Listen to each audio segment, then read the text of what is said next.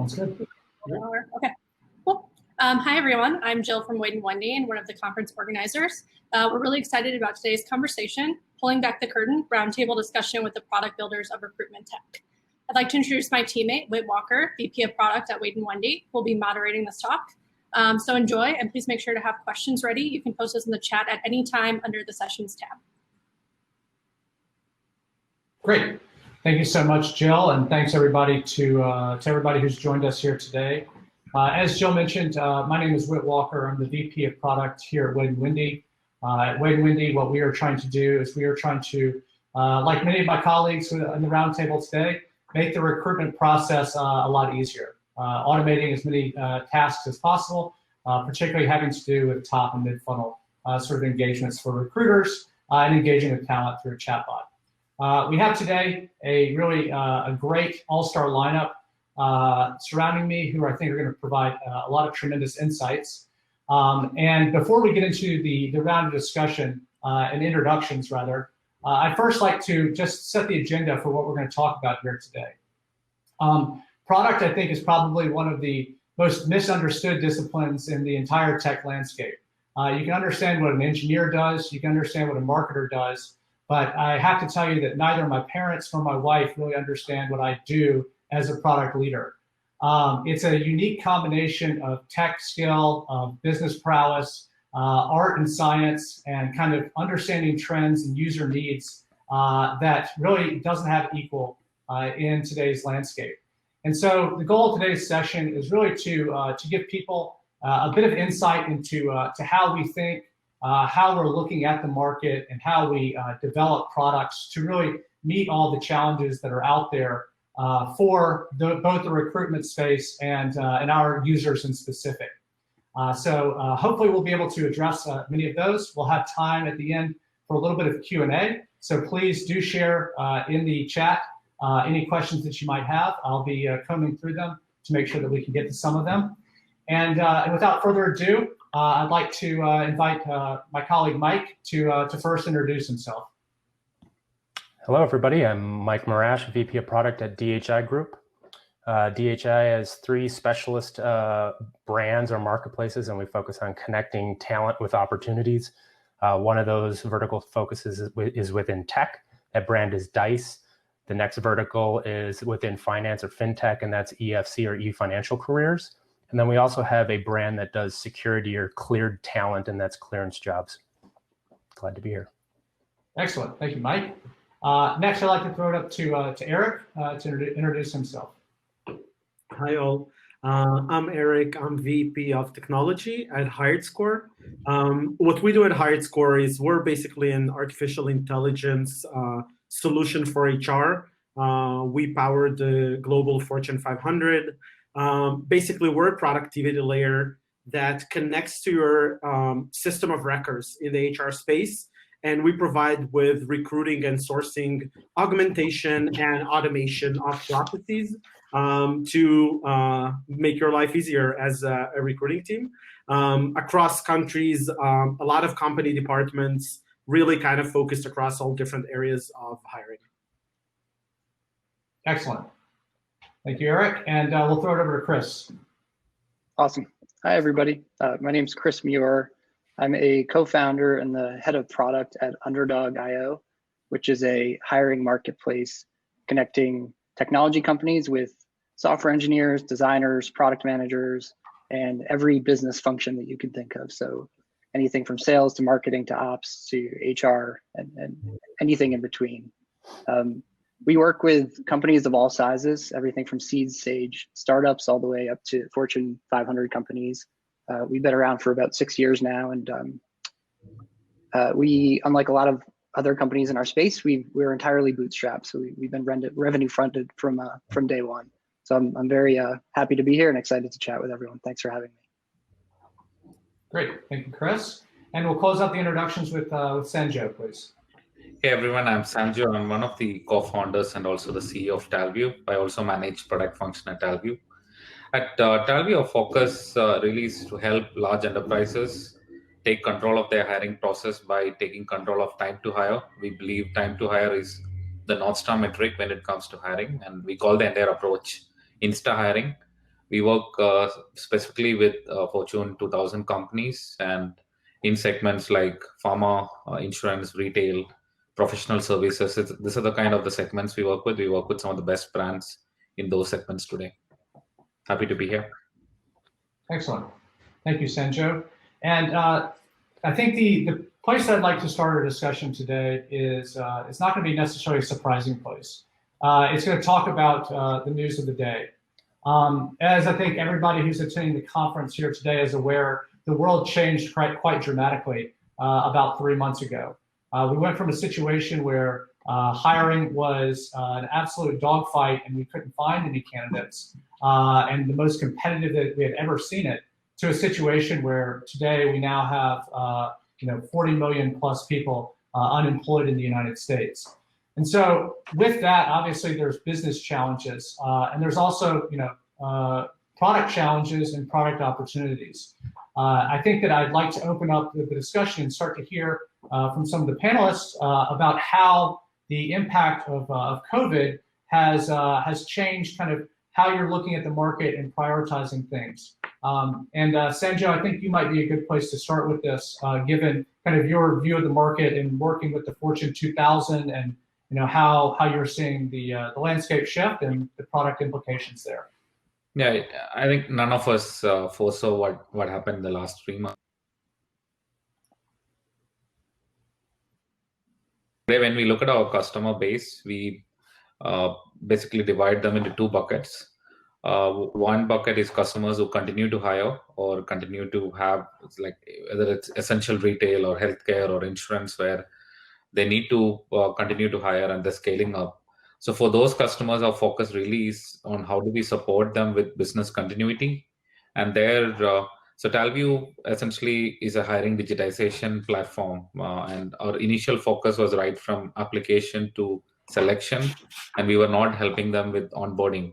But we saw that many of our customers who had the rest of the process already online were struggling to manage their onboarding remotely in a virtual manner. And we were, the first response from our side was to quickly put together something which would help them to even take care of the onboarding from a digitized standpoint. So that's the first bucket. The second bucket, we call it business recovery.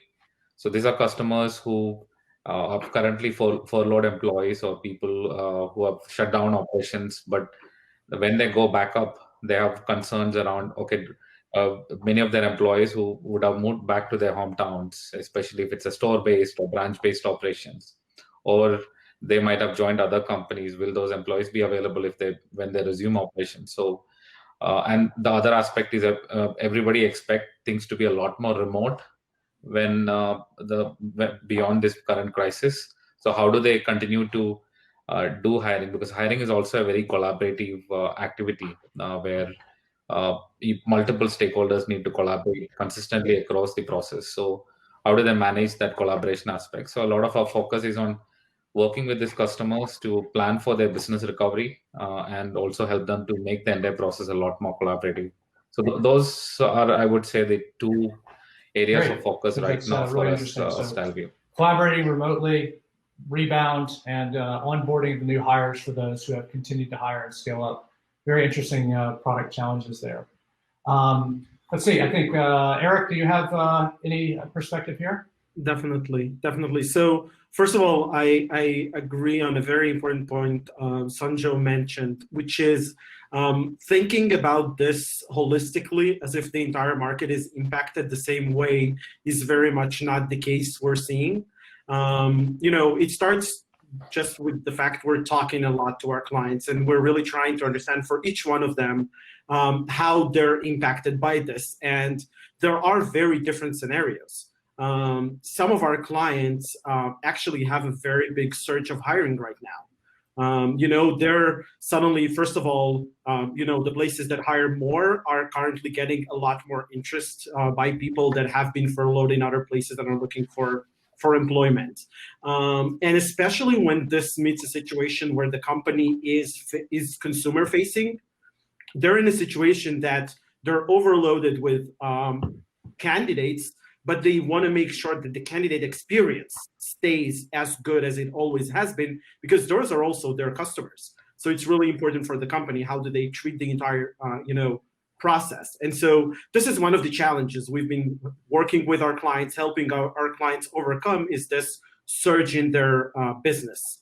So this is one scenario, but I think another scenario is kind of on the other side is, we see some of our clients, they're in situations where maybe an entire area of their business is either frozen or, even they close some business units. And so they have this challenge where obviously they care a lot about their employees, and they're trying to find different opportunities internally, reskilling opportunities, and other ways of kind of keeping their good employees in the business, even though they're changing priorities pretty quickly. Moving from like closing one business area, but another business area still continues and has important hires. And so these kind of opportunities of redeployment that they want to initiate, a lot of times the organization doesn't have, as you mentioned, nobody prepared for this. So they didn't build the tools to suddenly take an entire area of their business and move it to another area. That's one of the places where automation and technology can really just help them try to find better opportunities, help them go through a lot of data quickly, and collaborate. Eventually the technology is just an enabler here for the people in the recruiting organization. So I think that's kind of when we're talking about COVID oriented. But I think even right now, I think there's another situation, obviously, that's coming up in the US with all of the protests and everything related to Black Lives Matter.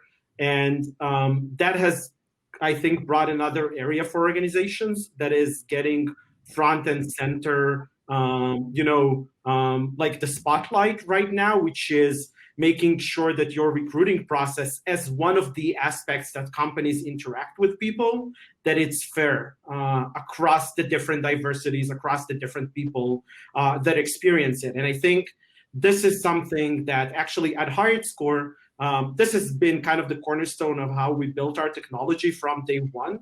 I think we probably spent more time making sure our technology is fair, not just making sure that it works. And I think really what we're seeing right now is this has become, a real emphasis in the market, is making sure any smart technology you have thinks deeply about how does it respect different individuals applying to jobs and giving opportunities in a fair way. And so I think this is something, in a way, the market has come into the area where, we've been investing in a lot. And I think a lot of people are going to be asking those questions now, is how do you mitigate bias, not as a one-time feature you developed, but as an ongoing process, making sure you constantly improve, mitigate for any places bias might creep into the process, and just help the organization, because, we're all human, but actually technology can help us be more, both transparent and fair in how we evaluate candidates.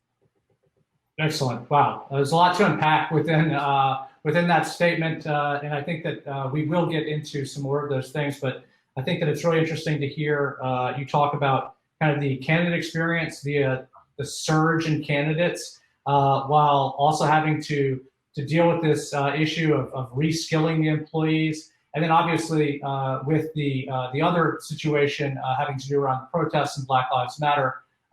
Diversity continuing to become forefront within product decisions. And I think that we'll probably delve into that one here in just a little bit. A lot to unpack within the space right now. But yeah, I'd like to also open this up now to Mike and kind of get your thoughts about how the world's changed, how your approach to product has changed as we are managing one of many different situations out here, COVID tipping the scales here to start this. Yeah, it's been interesting, but it tests your product prowess, right? Are we working on the right thing at the right time is kind of our goal. So we did switch in a few areas. We saw this influx and need to enable remote job posting and remote filtering and just enabling all of this remote surge. We did see a surge of candidates as well coming into our platforms, all of them, and them looking for remote opportunities.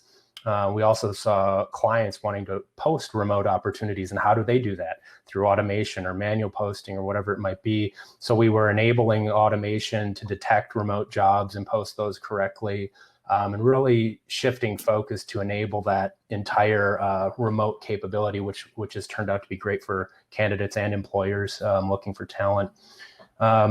We also saw this kind of demand where recruiting firms were furloughing people, and there's less staff to actually do the recruiting, but demand for recruiting.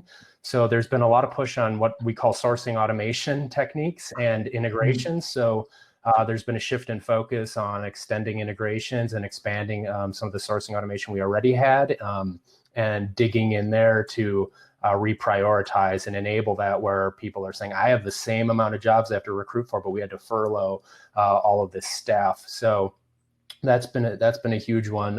It's really shown that automation and what we're doing with AI and automated screening and integrations can really speed things up and help folks in their time of need. So those are the two big areas we had to really rapidly shift. We also saw that people are even if their recs went away, they're pipelining.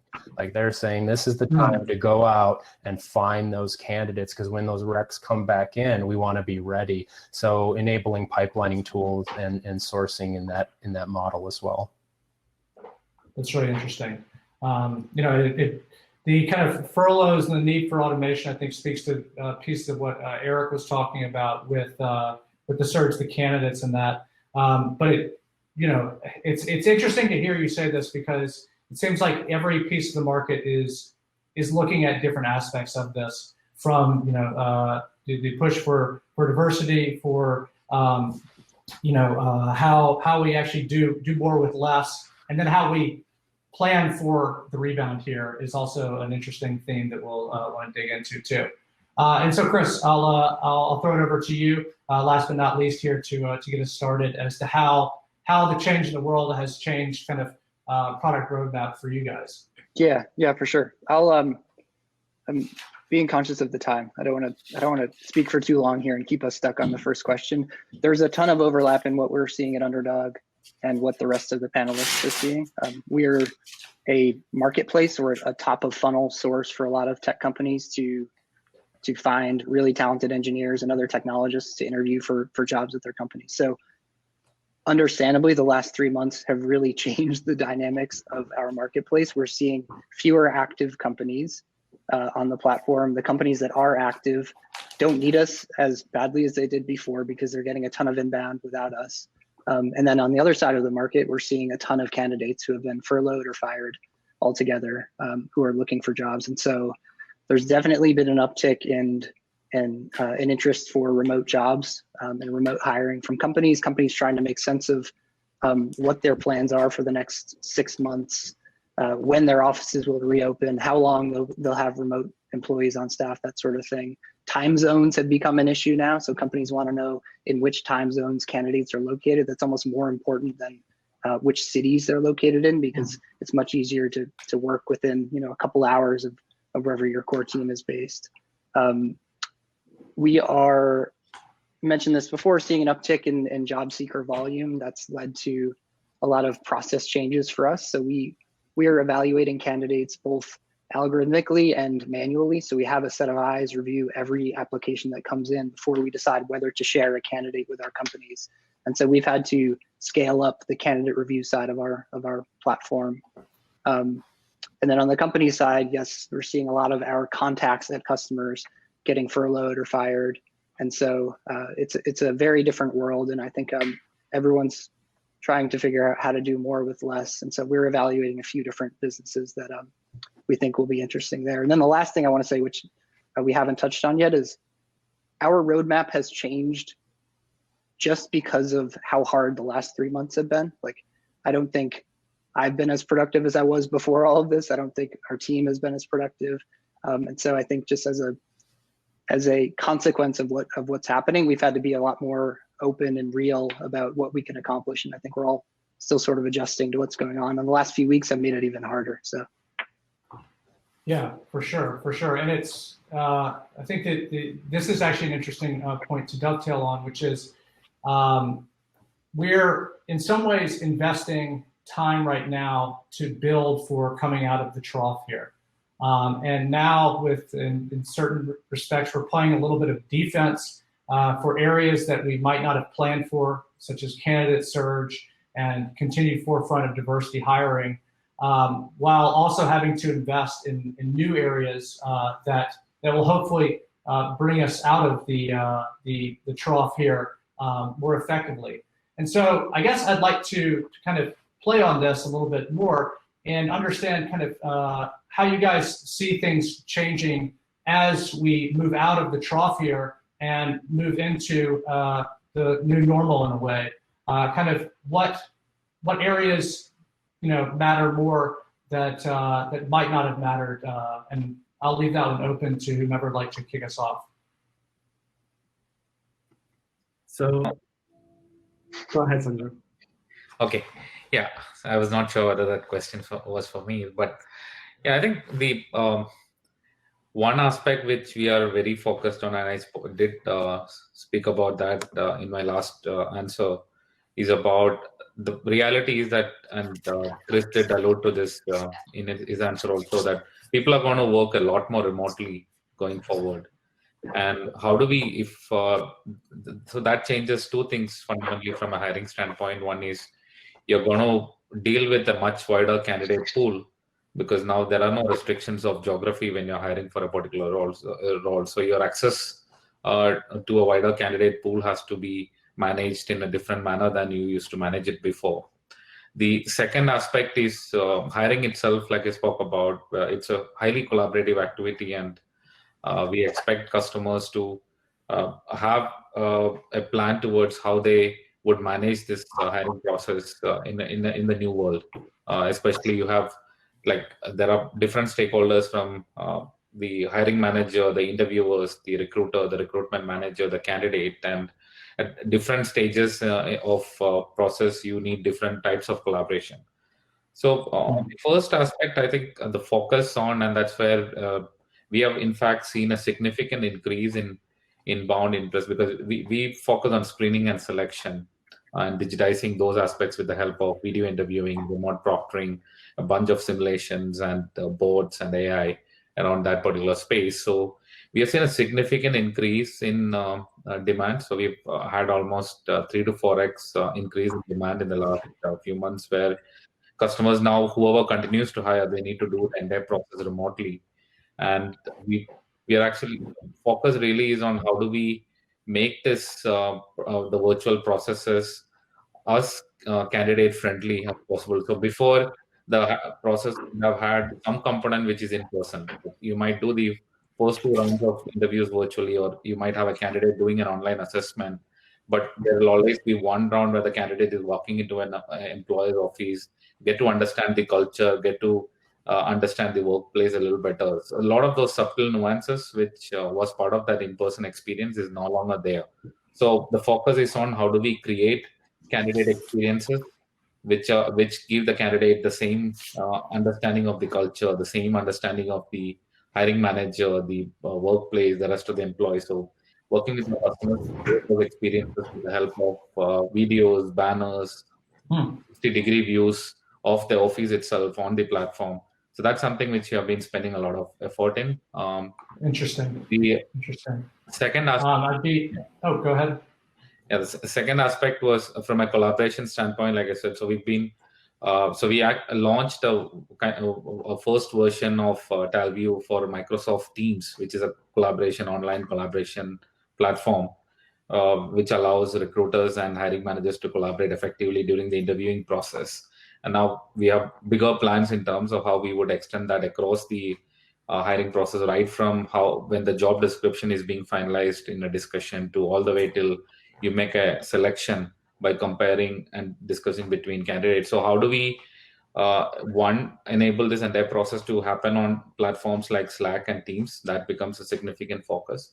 But equally important for us is there are a lot of advantages which technology can offer. One of that is essentially what we're going through right now. How can we be more fair in the entire process, and how can technology help the people who are involved to overcome their inherent biases and be more fair in the entire recruitment process. So building in capabilities which will allow for that, that's also a significant focus for us right now. Yeah. Okay, great. I'd extend the same question to anybody else. I believe Arik was interested to chime in earlier. Yeah, so I think a lot of these panels nowadays kind of talk about a lot of the same themes of remote hiring and work, and the different kind of full-time and other options of employment and things like that. But I think there's an underlying aspect to this, and as we come out of this, over time, companies are going to be looking to innovate in different ways.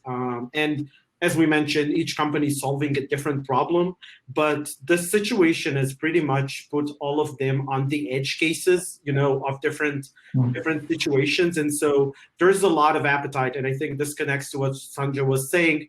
There is a lot of appetite toward innovating and changing processes because the reality has changed in such a drastic way.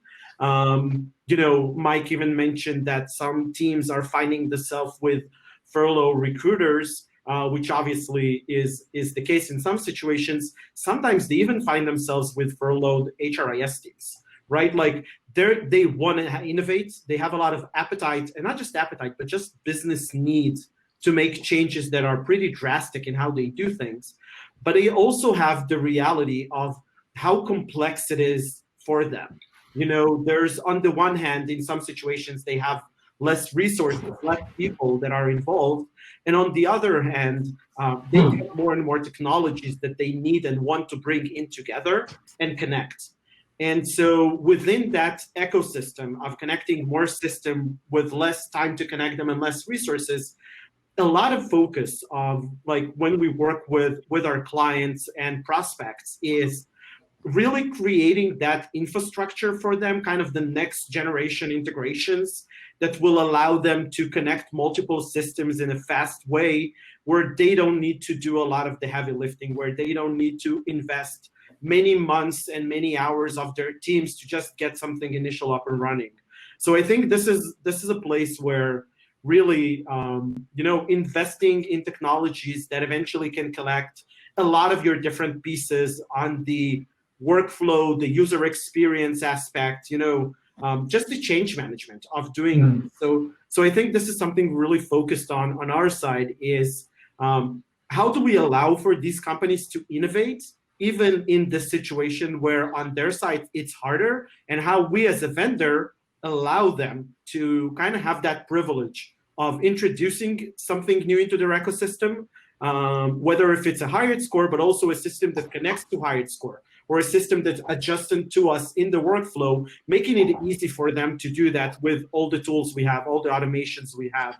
I think that opens up a lot of possibilities for our clients to kind of make those changes and continue to introduce into their ecosystem and processes. Wow, it's a lot of good stuff there. And I think that the thing that you bring up that's most interesting to me is that, the strain of the system throughout this whole process has pushed us all in a way that we need to actually innovate. And so, people are more receptive to new ways of doing things, to iterating with a technology partner so that they can, adapt here. And it's one thing to iterate internally as part of a technology software development team. It's a completely different one to innovate with the customer. And so, Mike or Chris, I'd be interested in understanding kind of how you guys are potentially approaching like change management with alongside the customers as we are, in some ways building new products hand in hand with those customers, and kind of talk to that a little bit. Sure, I can jump in there. That's probably one of the hardest things to do with product is making sure you have client input and feedback and direct access to the clients or the users of your product. So that is something where having a client advisory board or a bench of clients you can actually go to, they understand the relationship and there's value in that relationship between both parties to actually improve your product or experiences. That's something I would advise everybody to have, as a client advisory board or group of actual users. And make sure, as we were talking about before, you need diversity. We talk about bias in your data or your label data, your training data, and automation, and getting rid of that. And as this kind of dynamic changes with remote, we're going to need more diversity in label data to actually train and automate. So do the same within your client advisory boards. Make sure you have a diverse set. So possibly saying, I have clients that have never used our platform. Maybe they're not even a client, but we get information from them. They might be a detractor and say, I use this platform, I don't use you guys. But keeping them close and understanding their needs is just as important as having your best client on that board. And I can't stress that enough. And then asking them questions. We use some processes around Amazon's PRFAQ process, a jobs to be done framework, just the normal 5 whys, and trying to measure KPIs up front, and having those KPIs that you're trying to measure for success defined with your client advisory board is critical, because internally you might think you should measure something one way, but your clients are measuring it completely different. Users of the platform are measuring it completely different. So aligning those values and KPIs to what the market actually needs is important as well. Great. I think those are some interesting points to bring in there, loving the client advisory board and the alignment of the KPIs. Chris, I'll throw this one over to you as well. How are you guys, what's your approach to kind of change management in this time, and how do you guys think about that? Yeah, it's a really great question. And the timing of this is kind of perfect for us, because we're in the early stages of trying to figure out, as I mentioned before, some new business offerings that we can put together to address issues that our customers are facing now that they weren't facing 3 months ago. And so the way we've approached this is to start internally with brainstorming, with coming up with things that we've heard from customers or that we've noticed in activity on our platform, but then as quickly as possible to involve stakeholders from our customers, and making sure to speak to folks who represent all of the functional areas that will touch a recruiting platform. So not just talent, not just talent teams, not just recruiting teams, not just coordinators, not just HR folks, but also hiring managers, eng managers, the folks responsible for doing assessment design or technical assessments at that company. So speaking with everyone. The customer advisory board, again, this is perfect timing because we're in the early process of putting that together with an eye toward one business idea that we're pursuing. And so, we start with, the hunches that we have internally as a team, but we quickly validate them with folks outside of our team.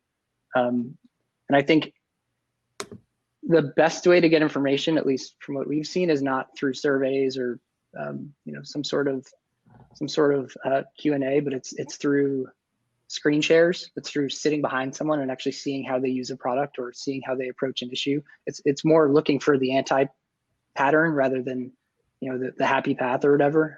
So when people do things that they think is the right way to do things, but you can see that it's taking them 20 clicks instead of 5, that's really interesting to us. And actually, I could be butchering the story, but I'll say it nonetheless. I think it was Lever, the applicant tracking system that was built by a team of folks who sat behind Twitter's recruiting team and watched them use whatever ATS they had been using at the time. And so that's sort of the archetype for how we're thinking about this stuff. But we're in the early stages of figuring it out. So only time will tell. Well, you used a great piece of vocabulary there that I haven't heard before, anti-patterns. I think that's a great term. And it speaks to one of the questions actually we've gotten from the audience here.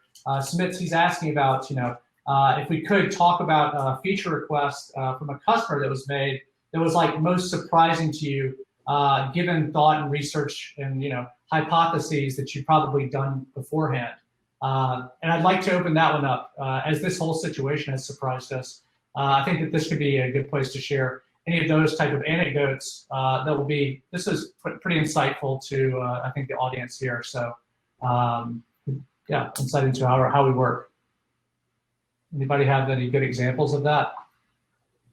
I'll start with a short one, and then I feel like I've been talking a lot Please. for the last couple minutes. So we had a feature request within the last year. So we share candidates with companies, right? And companies go in and send them messages, export them to their ATS, do whatever they want to take them through their interview process.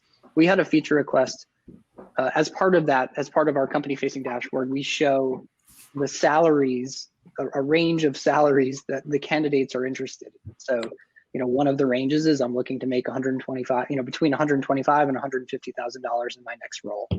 We show that to all of the users on the company side of our marketplace. We had a feature request, which was to turn the salary data off for certain members of that company's team. And when we saw it, we were like, oh, that's interesting. I don't remember what our theories were for why that request would come in, but I know that they ended up being wrong. The reason that the customer was requesting this feature is because that person didn't want the rest of the team to know what engineers were making at their company. Like, there's such a lack of transparency around salary at the company that they were worried that even just seeing an ideal range from a potential hire would throw the whole thing off balance. So in that case, it took a conversation with the customer to figure out the issue. And any sort of data or any sort of assumption that we had going into it would have been way, way wrong. Cool. That's a very interesting one. Others from the panel? Arik? Or Yeah. I think the interesting thing we see when we build, the AI technologies, the matching capabilities, those different things, we really focus on all the details. We have our own way of looking at it, looking at all the technicalities, the technology aspects. Clients see it differently. They kind of just look at it from the top. And so I think what happens a lot of time is that the clients make connections that are not always trivial to us. And just think about our technology redeployed into other situations that is not necessarily what we've been thinking initially, right? Because they don't think about all the small little details of how it's implemented. They're just thinking, well, you guys really understand jobs and you really understand candidates, and I want to flip it around. And for example, instead of helping me screen candidates, when I write the job, I would love to know what kind of candidates I would get. So really kind of, you already have the data, you already have the technologies, just flip it around.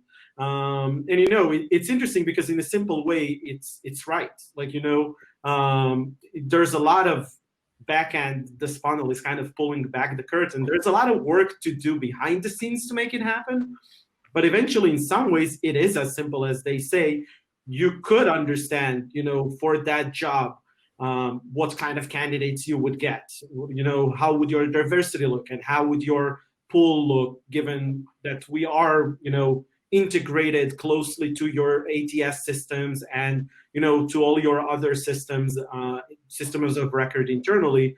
And so I think this has been surprising. And I think the surprising thing is, you're not just getting this from one person. And this is where, like Chris talked about, like kind of looking from behind the shoulders. But once you start getting this request of, we would really like your help in understanding our requisitions from multiple companies you're working with, then like you get the, that's interesting. There's definitely something in that idea. There's definitely something in that direction. And then your mind explodes with all the possibilities of what you can do with that. But I think definitely clients see your technology differently than you do, because they just look at the surface, and that's just a perspective that gives you a lot of information. Great. Mike or Sanjoe? Yeah, I was going to say that it's very similar. We have a diverse range of needs. A diverse set of people who are actually using the platform. So you might have somebody who's never recruited before in their life to somebody who's the seasoned vet that has a very specific way of doing what they do, and they've done it that way forever and been very successful. So you hear the gamut of requests that come in. And my biggest question, kind of like sitting over the shoulders, Chris mentioned, is how do you do that today? Can you walk me through that? So they'll ask for something. I need this, or they'll say this isn't working the way it should. And the first thing you do is sit down with and say, okay, show me how you do what you're doing. Show me how you do that today. Let's walk through it. And I'll just discover some amazing things you would have never thought of and actually come out of that with more ideas. So we get certain feature requests like, I need to be able to sort these candidates by the last minute or date that they've updated their information. And I need that to hold because I work through that list top to bottom. And I'll come back to it the next day and work that list top to bottom. So there's all these kind of nuances to the way people work. And you'll hear from another client that says, I don't do it that way. I just see every day I want the hottest, freshest ones every day. So sitting through and understanding how each one works in their own specific ways, and experts that have their own Boolean patterns that they've used forever versus somebody who says, I have no idea, just I want to plug in a job description and give me all the candidates. I don't even know what skills I'm looking for. That diversity is interesting. After you sit with them, you really understand how they work. But the tasks seem to be very similar in the end, but those nuances can make it tough, and you really need to watch them.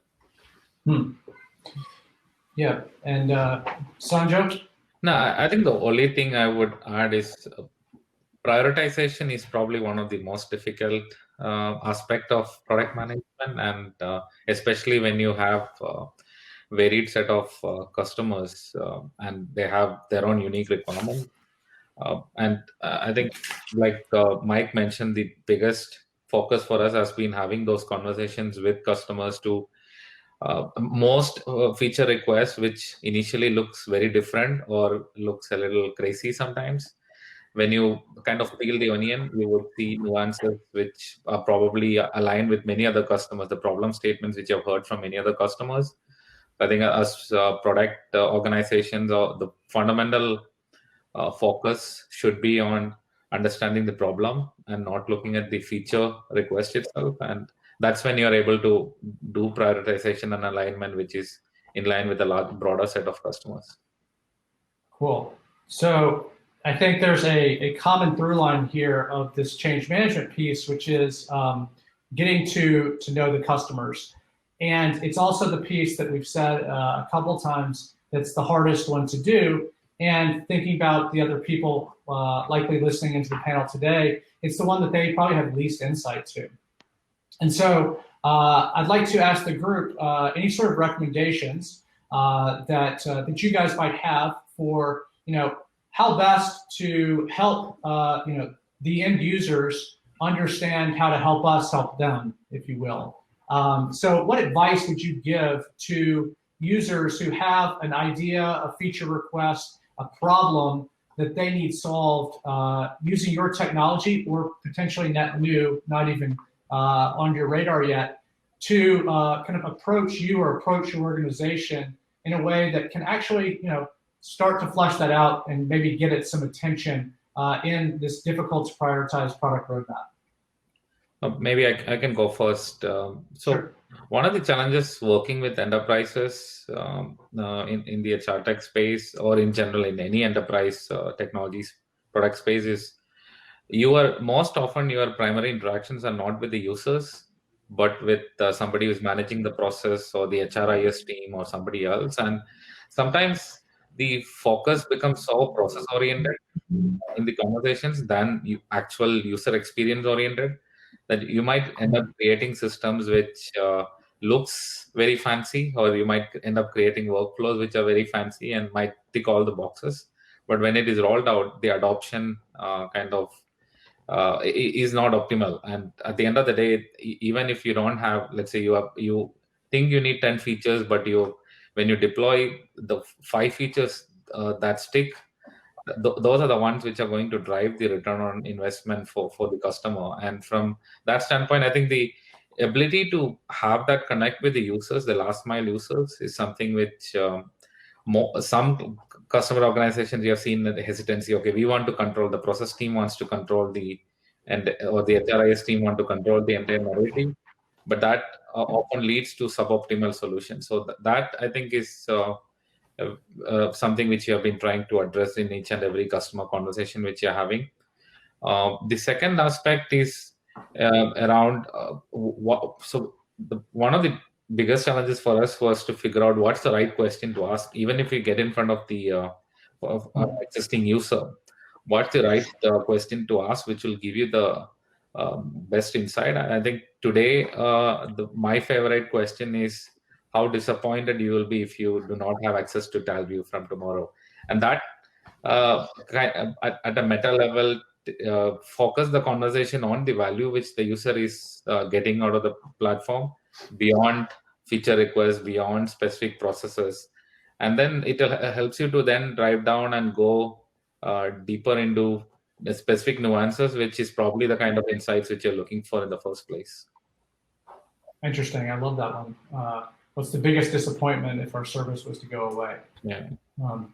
Cool. So I would love to hear any other perspectives that or advice that you guys could give your customers so that they can get their issues heard and to the top of your roadmap. I think that an important thing is understanding for the client what kind of processes which vendor can help them with. And I think it's not just an aspect of capabilities. I think it's finding alignment, right? Like you should find a vendor that has, probably there's two criteria that are the most important. First of all, they should be excited about the same thing you're excited about in this. For us at HiredScore, if you come to us and say, I'm excited about optimizing my offer stages in the process, we're going to say, that's great. There's a lot of vendors that help you with that. But if you say, I'm excited about how do I increase my, recruiting efficiency? How do I bring smartness into my system? How do I connect the different data sources that I already have? Like, our eyes pop up and we're super excited about that. And so I think the first thing is really understanding who are the vendors that are excited about the same things you're excited about, and who are the vendors that are more like, partner-oriented with their clients. In some situations, this is the capability, that's it. But other vendors are really about collaborating with their clients and innovate together. So I think that's one thing that's really important, because when you go into these projects together, when you go into actually innovating and pushing the envelope of what has been done, especially if you're an innovator, right? Because, some of our clients are definitely the innovators in sourcing within their organizations, within the Fortune 100, or innovators in, innovators in their recruiting aspects. So I think in those places, it's really about finding the partnership situation.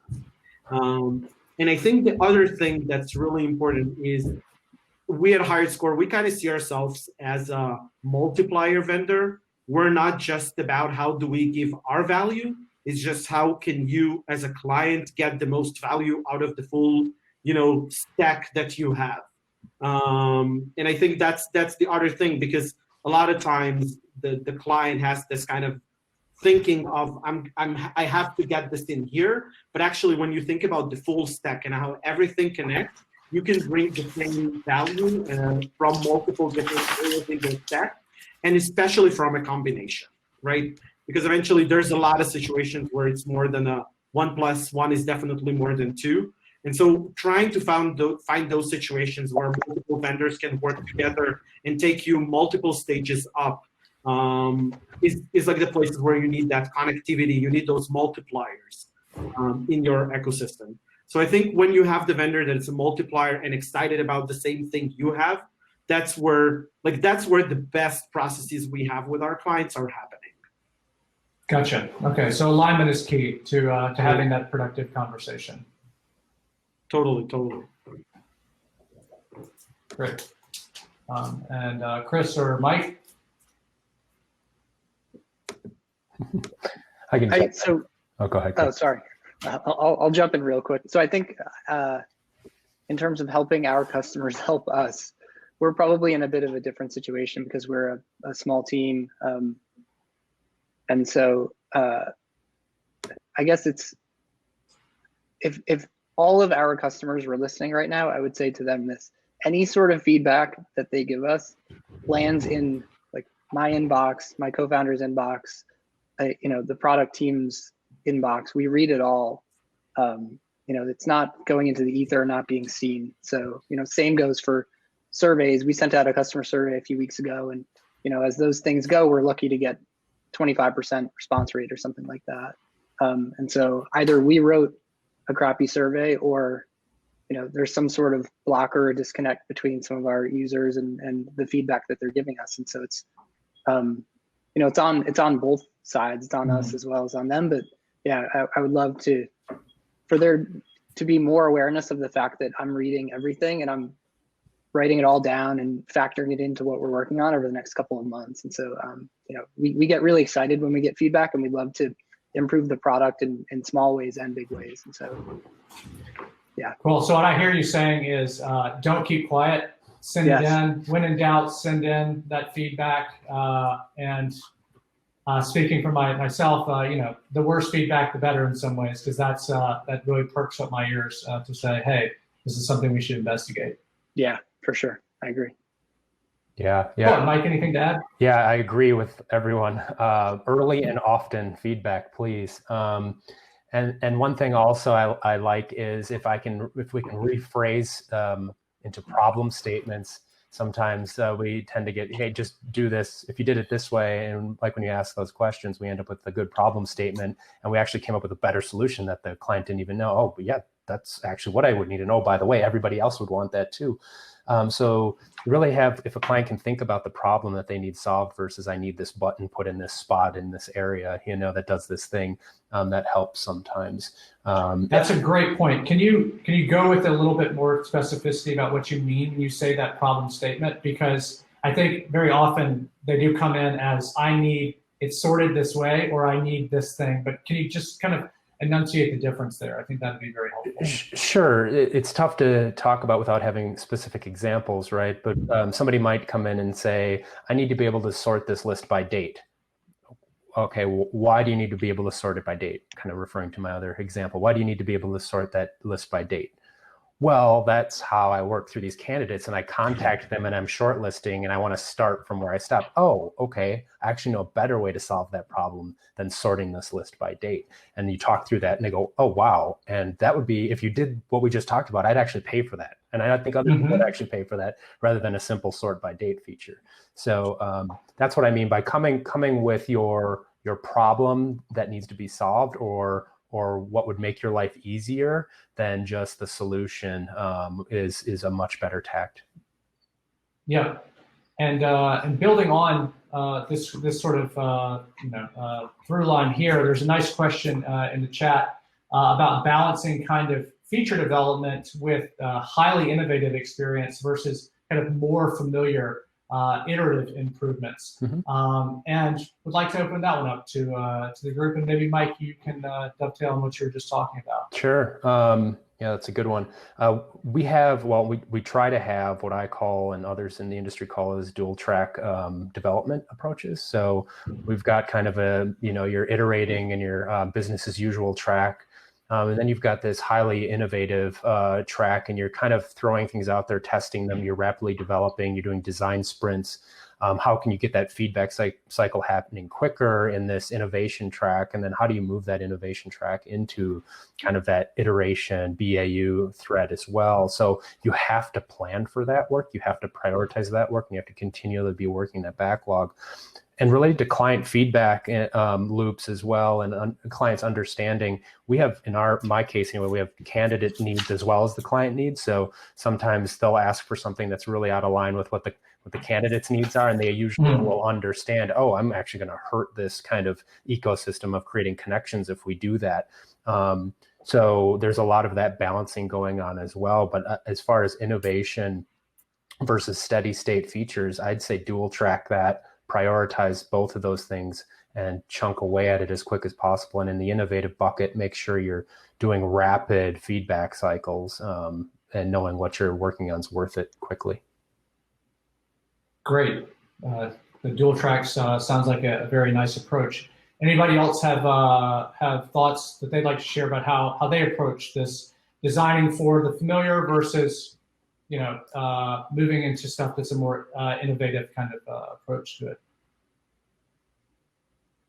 So I think at Talvi, our focus is is always about driving adoption, because especially when you're working with enterprises, the biggest hindrance for the success of your project with a customer is lack of adoption. So it could come from building user experiences which are familiar to the users, or it could come from building user experiences which are cutting edge. But that really depends on the specific user persona which you're trying to address. And from that standpoint, I think the one major thing which we have always been, I would say, trying to cop up with is users evolve very fast. The kind of devices they bring in, the kind of experiences. So they actually users get significantly influenced by the consumer applications which they use in their day-to-day life. And if we see that, okay, there's a consumer application which has a great experience with respect to, let's say, calendar booking, for example, or let's say something to do with any other nuances like location management, any other nuances which is also there in our feature, and that we are seeing that, okay, that is becoming mainstream. So then we try to incorporate those similar experiences onto the platform. But it's a delicate balance between I think user familiarity is critical for adoption, and you need, the important thing is to understand where the market is moving, like what kind of what's the evolution in user behavior for specific aspects in the broader ecosystem, and then trying to incorporate those at the right time into your product. Great. Very nice thoughts there. Okay, I want to be respectful of the time that we have remaining, and we do have a couple of questions here that I think we can probably do in a few quick hits. So we had talked about client advisory board, and there's a question from Kim. Is this something that you compensate your clients for, and is the board a rotating board? More of a technical question. I'm also interested in those questions. Mike, take it away. Yeah, it depends is the answer, right? So in some cases there isn't necessarily compensation in those cases, but there might be early access. You might have some enhanced features or products or benefits that others might not have. So we might change your bundle, your package, or your offering. You might just get a simple Starbucks card, depending on the level of involvement. So there is a value prop both ways, depending on the engagement level and the client. So if we're doing, let's say, an alpha or a proof of concept, we would like you to test this out or give feedback into it. That might just be Starbucks card or something like that for going through that. If you're going to sit on a board with us and meet on a regular cadence and provide deeper strategic insights, that's going to have a little bit more weight and value as a part of that relationship. Great, thank you for that. And then one of the other questions here was if when testing candidate experience, does anybody work with a company like Lee Hecht Harrison that manages outsourcing to see large insights from job seekers? So I think the core of the question is working with an external party to help with user testing.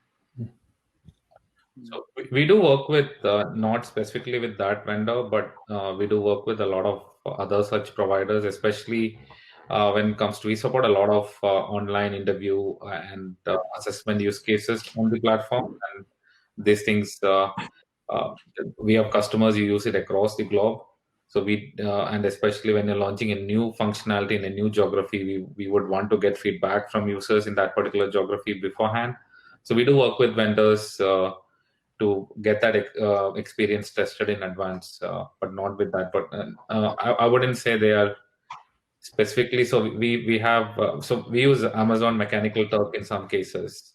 We use another provider in the QA space, but they have access to, for example, when it comes to mobile devices, there are like, especially in the Android device space, there are like thousands of devices out there right now, and ensuring that you don't have any glitches in one of those devices in one country somewhere in the world becomes critical.